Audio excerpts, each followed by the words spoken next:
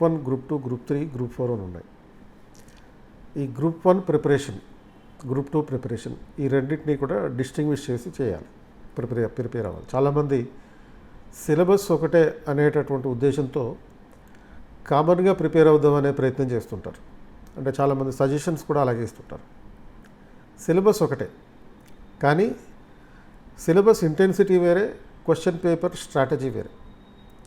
కాబట్టి ఇప్పుడు గ్రూప్ 1 ఉంది, గ్రూప్ 1లో తెలంగాణ మూమెంట్ ఉంది, గ్రూప్ 2లో కూడా తెలంగాణ మూమెంట్కి సంబంధించిన 150 మార్కుల పేపర్ ఉంది.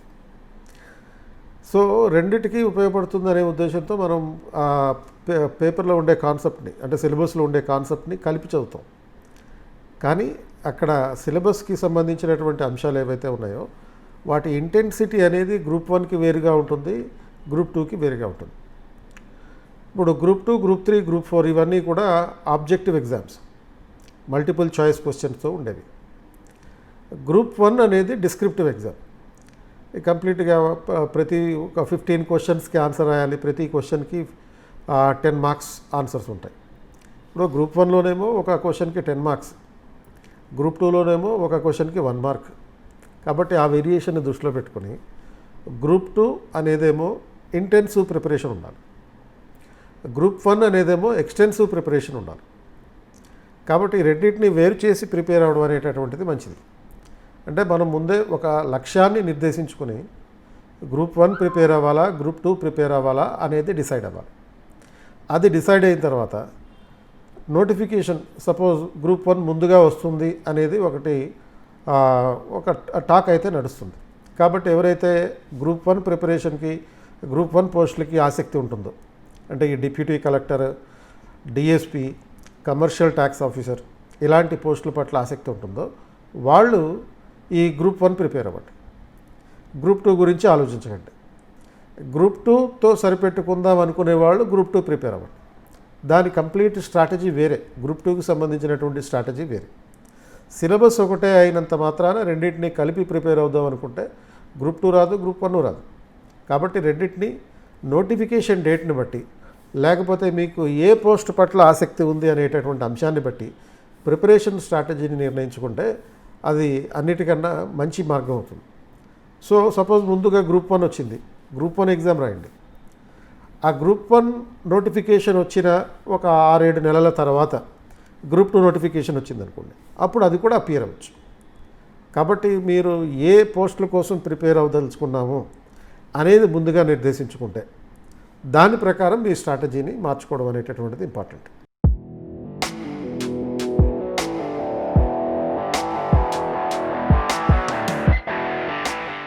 ఇప్పుడు గ్రూప్ 2 అనుకోండి, గ్రూప్ 2లో 4 పేపర్లు ఉంటాయి. సో ఈ 4 పేపర్లు అంటే ఇప్పుడు సపోజ్ ఒక పేపర్లో జనరల్ స్టడీస్, ఇంకో పేపర్లో పాలిటీ, గవర్నెన్స్, ఇండియన్ సొసైటీ, తర్వాత ఇంకో పేపర్లో హిస్టరీ, తర్వాత ఎకానమీ ఒక పేపరు, తర్వాత ఏమో తెలంగాణ మూమెంట్ అనేది ఒక paper. So history, polity and Indian society ఒక పేపర్ అయితే, తర్వాత ఎకానమీ అంటే ఇండియన్ ఎకానమీ, తెలంగాణ ఎకానమీ మరో పేపరు, అండ్ తెలంగాణ మూమెంట్ ఒక పేపర్, అంటే in addition to the general studies paper. మొత్తం 4 పేపర్లు ఉన్నాయి. అలాగే గ్రూప్ 1 అనుకోండి, గ్రూప్ 1 3 దశల్లో మనకి ఎగ్జామ్ ఉంటుంది. 3 దశలు అంటే మొదటి దశలో ప్రిలిమినరీ, రెండో దశలో మెయిన్స్, మూడో దశలో ఇంటర్వ్యూ. సో ఈ మధ్యన వచ్చినటువంటి ఒక న్యూస్ ఏంటి అంటే ఇంటర్వ్యూ కూడా రద్దు చేస్తారు అనేటటువంటి ఒక న్యూస్ అయితే నడుస్తుంది. అండ్ ఈ గ్రూప్ 1లో మొదటి దశలో ఉన్నటువంటి ప్రిలిమినరీ ఎగ్జామ్లో, ఈ ప్రిలిమినరీ ఎగ్జామ్కి కంప్లీట్గా ఆబ్జెక్టివ్ ఎగ్జామినేషన్ 2.5 గంటల పాటు ఉంటుంది. 150 మార్కుల ప్రశ్నలు ఉంటాయి. అంటే ఒక్కొక్క ప్రశ్నకి 1 మార్కు, 150 క్వశ్చన్స్. అండ్ తర్వాత ఇది కంప్లీట్గా మల్టిపుల్ చాయిస్ క్వశ్చన్స్ తోటి ఉండేటటువంటిది. తర్వాత ఇది పాస్ అయితే అంటే 1:50 రేషియోలో ప్రిలిమ్స్ నుంచి మెయిన్స్కి అర్హత పొందడం జరుగుతుంది. ఎప్పుడైతే మెయిన్స్కి అర్హత పొందడం జరుగుతుందో మెయిన్స్లో కంప్లీట్గా ఒక డిస్క్రిప్టివ్ ఎగ్జామినేషన్ ప్యాటర్న్ ఉంటుంది. ఈ డిస్క్రిప్టివ్ ఎగ్జామినేషన్ ప్యాటర్న్లో ఉండే పేపర్లు ఏంటి? ఈ పేపర్స్లో ఒకటి ఎలిజిబిలిటీ పేపర్, అంటే qualifying paper, general English paper. తర్వాత ఈ జనరల్ ఇంగ్లీష్ పేపర్లో ఓన్లీ క్వాలిఫైయింగ్ మాత్రమే, దీంట్లో వచ్చే మార్కుల్ని ఫైనల్ ర్యాంక్కి కలపరు. ఇక మిగతా పేపర్లు ఏంటి? జనరల్ ఎస్సే 150 మార్కులకు ఉంటుంది. మొత్తం 3 ఎస్ఏలు రాయాల్సి ఉంటుంది. అండ్ చాయిస్ ఉంటుంది, ఇంటర్నల్ చాయిస్ ఉంటుంది. తర్వాత ఇంకొకటి మనకి పాలిటీ, తర్వాత గవర్నెన్స్, ఇండియన్ సొసైటీ, ఈ 3 కలిపి ఒక పేపర్, సెకండ్ పేపర్ అంటారు దాన్ని. తర్వాత economy, Indian economy, Telangana economy and development economics. తర్వాత science and technology and data interpretation మరో పేపర్లో ఉంటాయి. తెలంగాణ మూమెంట్ 3 సెక్షన్లతోటి ఒక ఫుల్ లెంగ్త్ పేపర్ తెలంగాణ మూమెంట్కి డెడికేట్ చేయడం జరిగింది 150 మార్కులతోటి. అలాగే history, Indian history, Telangana history and geography కలిపి ఒక పేపర్లో ఉంటాయి. సో ఇట్లా మొత్తం మనకి 6 పేపర్స్. ఈ 6 పేపర్స్లో మల్టిపుల్ సబ్జెక్ట్స్ ఇన్కార్పొరేట్ చేయడం జరిగింది. అంటే అభ్యర్థి Indian history, Telangana culture and Telangana history and culture, Indian economy, Telangana economy, development economics, తర్వాత Indian polity, governance in India, Indian sociology and Indian society social structure, Telangana movement, ఇట్లా ఆల్మోస్ట్ 9 సబ్జెక్టులు. అండ్ దాంతోపాటు science and technology and data interpretation 11 రకాల సబ్జెక్టులు 6 రకాల పేపర్లో ఇమిడి ఉన్నాయి.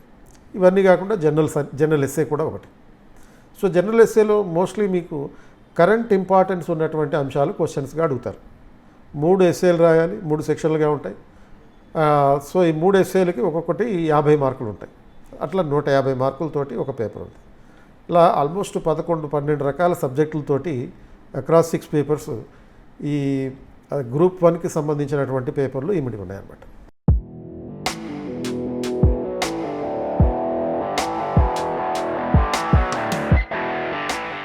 సిలబస్ ప్రధానంగా మీరు చదవాల్సింది పాలిటీ, హిస్టరీ, జాగ్రఫీ, ఎకానమీ, తర్వాత Telangana movement, science and technology, data interpretation, ఇవి సబ్జెక్టులు, ఫండమెంటల్ సబ్జెక్ట్స్.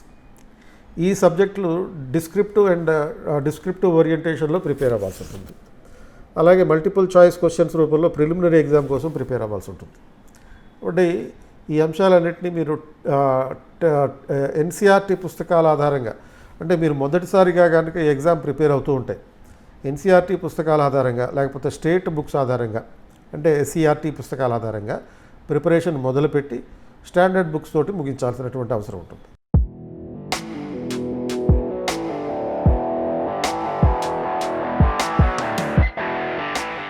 టైం మేనేజ్మెంట్ రెండింటికి పూర్తిగా భిన్నంగా ఉంటుందన్నమాట. ఎందుకంటే గ్రూప్ 1కి ఎక్కువ పేపర్స్ ఉన్నాయి, 6 పేపర్స్ ఉన్నాయి. ప్రిలిమినరీ ఎగ్జామ్కి సంబంధించినటువంటి ఒక మల్టిపుల్ చాయిస్ ఎగ్జామ్ ఒకటి ఉంది. అండ్ అదే గ్రూప్ 2కి వచ్చేటప్పటికి ఓన్లీ 4 పేపర్స్ ఉంటాయి. సో మీకు ఏ ఎగ్జామ్ ప్రిపేర్ అవుతున్నారు, దానికి సంబంధించినటువంటి పేపర్లు ఏంటి, ఆ నెంబర్ ఆఫ్ పేపర్స్ ఏంటి, నెంబర్ ఆఫ్ సబ్జెక్ట్స్ ఏంటి అనే దాన్ని బట్టి preparation strategy and time management అనేది ఏర్పాటు చేసుకోవాల్సి ఉంటుంది. ఎలా చేసినా కానీ ఫండమెంటల్గా ప్రతి స్టూడెంటు 789 ఫార్ములా ఒకటి పాటించాలి. 789 ఫార్ములా అంటే 7 గంటలు ఖచ్చితంగా ప్రతి అభ్యర్థి నిద్రపోవాలి. 7 అవర్స్ తక్కువ కాకుండా నిద్రపోవాలి. ఎందుకంటే ఎగ్జామ్ టెన్షన్లో కావచ్చు, మరొక కారణంతో కావచ్చు, చాలామంది నిద్ర సాక్రిఫైస్ చేసి మరీ చదువుతుంటారు. దానివల్ల మనకి సబ్జెక్ట్ గుర్తుండదు. నిద్ర తగ్గిస్తే సబ్జెక్ట్ గుర్తుండదు. యూజువల్గా డాక్టర్లు ఏం చెప్తారంటే కనీసం 8 గంటలు, 6 గంటలు కనీసం, నాట్ మోర్ దెన్ 8 అవర్స్ పడుకోవాలని చెప్తారు. కాబట్టి మనం మధ్య మార్గంగా ఒక 7 గంటలు ఖచ్చితంగా పడుకునేటట్టు చూసుకోవాలి. 8 గంటలు యాక్టివిటీస్ చేసుకోవాలి. మీ డే టు డే లైఫ్లో ఉండేటటువంటి యాక్టివిటీస్, తినడం కానీ, లేకపోతే నేచర్ కాల్స్ కానీ, లేకపోతే క్లాసులకు అటెండ్ కావడం కానీ. సపోజ్ 8 అవర్స్లో ఒక 4-5 అవర్స్ క్లాస్కి అటెండ్ అవుతారు. మిగతా 3 గంటల పాటు మీ పేరెంట్స్తో మాట్లాడడం కావచ్చు, ఫ్రెండ్స్ తోటి మాట్లాడడం కావచ్చు, లేకపోతే ఫుడ్ తినడానికి సంబంధించినటువంటి యాక్టివిటీ కావచ్చు. ఇటువంటి వాటికి మొత్తం మీద ఒక 8 గంటలు, అది 8. తర్వాత 9 అనేదేమో ఈ ప్రిపరేషన్ టైంకి ఏర్పాటు చేసుకోండి. 9 అవర్స్ ప్రిపరేషన్ టైం, 9 గంటల పాటు చదువుకోవాలి. ఇప్పుడు సపోజ్ గ్రూప్ 1 ప్రిపేర్ అవుతున్నారు అనుకోండి, 6 గంటలు చదవండి, 3 గంటలు రైటింగ్ ప్రాక్టీస్ చేయండి. ఈ 9 గంటల్లో 9 అవర్స్ ప్రిపరేషన్ టైం అనుకుంటే, ఆ 9 అవర్స్ ప్రిపరేషన్ టైంలో 6 అవర్స్ చదవాలి, 3 అవర్స్ ప్రాక్టీస్ చేయాలి, అంటే రైటింగ్ ప్రాక్టీస్ చేయాలి. అదే గ్రూప్ 2 అనుకోండి, గ్రూప్ 2 ప్రిపేర్ అయ్యేవాళ్ళు 7 గంటలు చదవండి, 2 గంటలు మల్టిపుల్ చాయిస్ క్వశ్చన్స్ ప్రాక్టీస్ చేయండి.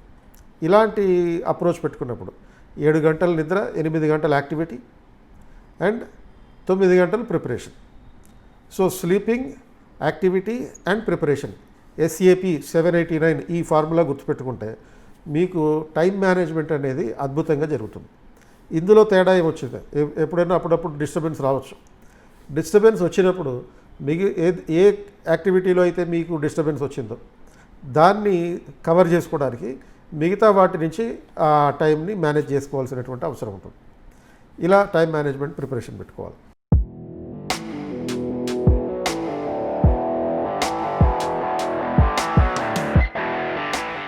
సో జాబ్ చేస్తూ ప్రిపేర్ అవ్వడం అనేది చాలామంది చేస్తుంటారు. ఈ జాబ్ చేసేవాళ్ళు ప్రధానంగా 2 రకాలు.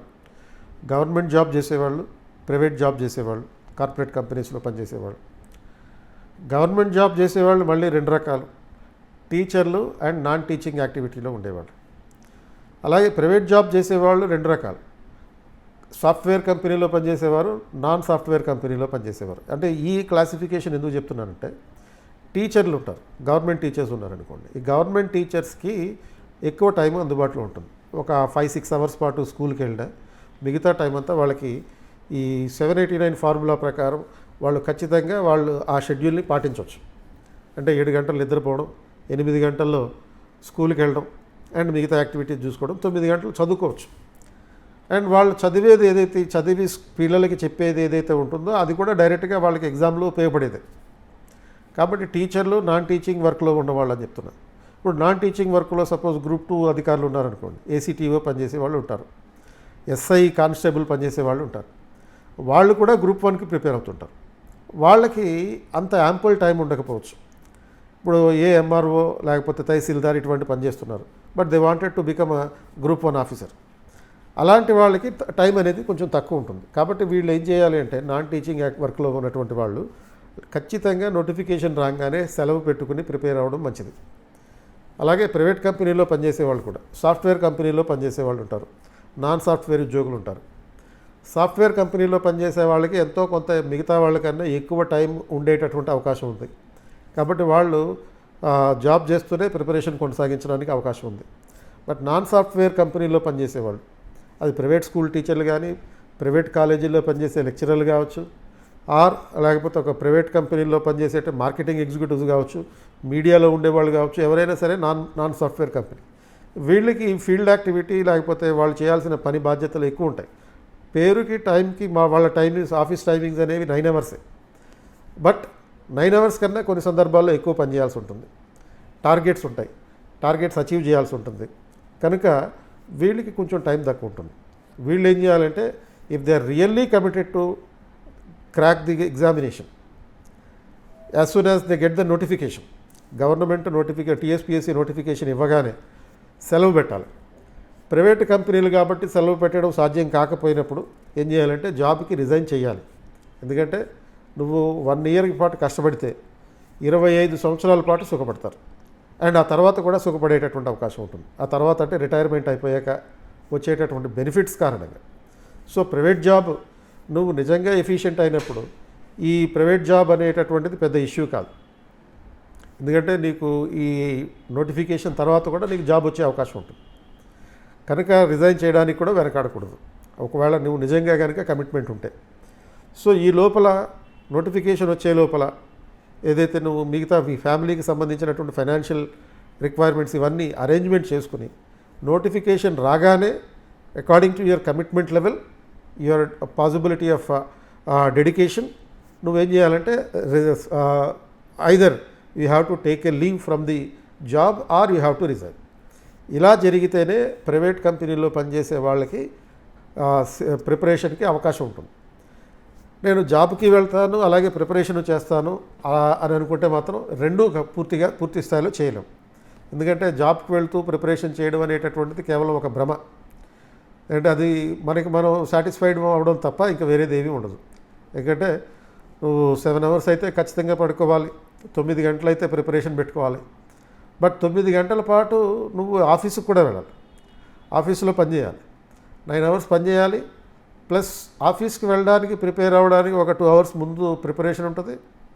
అండ్ ట్రావెల్ టైం ఒక 1 or 2 అవర్స్ ఉంటుంది. ఇవన్నీ కలిపేటప్పటికి నువ్వు ప్రిపేర్ అయ్యేటటువంటి టైం తక్కువైపోతుంది. మోర్ పర్టికులర్గా నాన్ సాఫ్ట్వేర్ జాబ్లో ఉండేటటువంటి వాడు.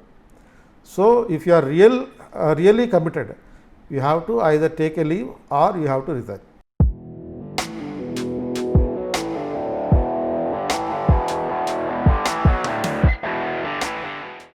ఈ గ్రూప్ 1 గ్రూప్ 2 ఎగ్జామ్కి 2004కి ముందు 2004 తర్వాత క్లాసిఫై చేయాల్సి ఉంటుంది. 2004లో లాస్ట్ గ్రూప్ 1 ఒకటి పాత సిలబస్ ప్రకారం జరిగింది. అండ్ తర్వాత 2004 ఎగ్జామ్ తర్వాత వెంకట్రామిరెడ్డి గారు అని చెప్పి ఒక జాయింట్ ఆంధ్రప్రదేశ్ ఏపీపీఎస్సీ చైర్మన్ ఒక ఆయన ఉండే, ఆయన ఎగ్జామినేషన్ సిస్టమ్ని కంప్లీట్గా చేంజ్ చేయడం జరిగింది. సో 2004లో జరిగినటువంటి లాస్ట్ ఎగ్జామ్లో అప్పట్లో ఎలా ఉండేది అంటే గ్రూప్ 1లో కూడా సివిల్స్లో ఉన్నట్టుగా ఆప్షనల్ సబ్జెక్ట్ ఉండేది. ఒక 2 ఆప్షనల్ సబ్జెక్ట్స్, ఒక జనరల్ స్టడీస్ పేపర్ ఉండేది. సో ఆప్షనల్ సబ్జెక్ట్స్ అంటే public administration, sociology, anthropology, Telugu literature, ఇట్లా మల్టిపుల్ ఆప్షనల్ సబ్జెక్ట్స్ ఉండేవి. వాటిల్లో 2 సబ్జెక్టులని సెలెక్ట్ చేసుకుని ఒక జనరల్ స్టడీస్ పేపర్ కామన్గా ఉండేది, ఒక జనరల్ ఎస్సే ఉండేది. ఆ రకంగా ఎగ్జామినేషన్ స్ట్రక్చర్ ఉండేది. సో ఈ 2008లో మళ్ళీ నెక్స్ట్ ఎగ్జామ్ జరిగింది. ఆ 2008 ఎగ్జామినేషన్ తర్వాత నుంచి ఈ కామన్ సిలబస్ అనేది వచ్చింది, ఆప్షనల్ విధానం రద్దు చేయబడింది. సో ఈ ఆప్షనల్ విధానం రద్దు చేసి ఇలా ఇప్పుడున్నటువంటి పద్ధతిలో కామన్ పేపర్స్ పెట్టేశారు. కాబట్టి ఈ స్ట్రాటజీ, ఎగ్జామినేషన్ స్ట్రాటజీ కంప్లీట్గా ఒక లెవెల్ ప్లేయింగ్ ఫీల్డ్లో నిర్వహించబడుతుంది అనమాట. అండ్ అలాగే కాంపిటీషన్ కూడా చూసుకున్నప్పుడు గతంలో ఎక్కువ మంది BA, BCom, BSc చదివిన వాళ్ళు ఈ గ్రూప్ 1 ఎగ్జామ్, గ్రూప్ 2 ఎగ్జామ్ రాసేవారు. ఇప్పుడు బీటెక్ బ్యాక్గ్రౌండ్ ఉన్నటువంటి స్టూడెంట్స్ ఎక్కువ మంది వస్తున్నారు. బీటెక్ బ్యాక్గ్రౌండ్ ఉండేటటువంటి స్టూడెంట్స్ ఈ సివిల్స్ ఎక్కువ ప్రిపేర్ అవుతున్నారు. అలాగే గ్రూప్ 1, గ్రూప్ 2 ఎగ్జామ్స్ కూడా ఎక్కువ మంది ప్రిపేర్ అవుతున్నారు. SI, కానిస్టేబుల్ లాంటి పరీక్షలు కూడా ప్రిపరేషన్ ఎక్కువ అవుతున్నారు. కాబట్టి ఈ నేపథ్యంలో కాంపిటీషన్ స్ట్రాటజీ అనేది కంప్లీట్గా చేంజ్ అయిపోయింది. ఎందుకంటే ఇంజనీరింగ్ స్టూడెంట్స్ వాళ్ళు ప్రిపేర్ అవడంతో పాటు వాళ్ళ ఎడ్యుకేషన్ బ్యాక్గ్రౌండ్కి సంబంధించిన అంశాలను కూడా ఇక్కడ అప్లై చేస్తున్నారు. అంటే they are more focusing on technology based preparation. ఈ ఆల్గారిథమ్స్ అప్లై చేస్తున్నారు ప్రిపరేషన్ స్ట్రాటజీస్లో. యూట్యూబ్ లాంటి సోర్సెస్ మీద ఆధారపడుతున్నారు. అలాగే ఆన్లైన్ మెటీరియల్ మీద, ఆన్లైన్ క్లాసుల మీద ఎక్కువ డిపెండ్ అవుతున్నారు. ఇటువంటి స్ట్రాటజీస్ ఏ విధంగా అయితే వేగంగా ఇవి మార్పులు తీసుకొచ్చినాయి, ప్రిపరేషన్ స్ట్రాటజీస్లో, అప్రోచెస్లో వేగంగా మార్పులు తీసుకొచ్చినాయి. అండ్ కాబట్టి ఈ కాంపిటీషన్ లెవెల్స్ కూడా పెరిగినాయి. కాంపిటీషన్ లెవెల్స్ పెరగడం అంటే ఈ ఇంజనీరింగ్ స్టూడెంట్స్ ఇంటర్మీడియట్లో నుంచి కూడా వీళ్ళకి విపరీతంగా కష్టపడి చదివే మనస్తత్వం ఉంటుంది. అండ్ ఆ పద్ధతిలో ఈ సివిల్స్ గ్రూప్ 1, గ్రూప్ 2 కూడా ప్రిపేర్ అవుతున్నారు. విపరీతంగా కష్టపడడం అనేటటువంటిది జరుగుతుంది. కాబట్టి వీళ్ళకి ఎక్కువ పోస్టింగ్స్ కూడా రావడానికి అవకాశం ఉంటుందన్నమాట. అట్లా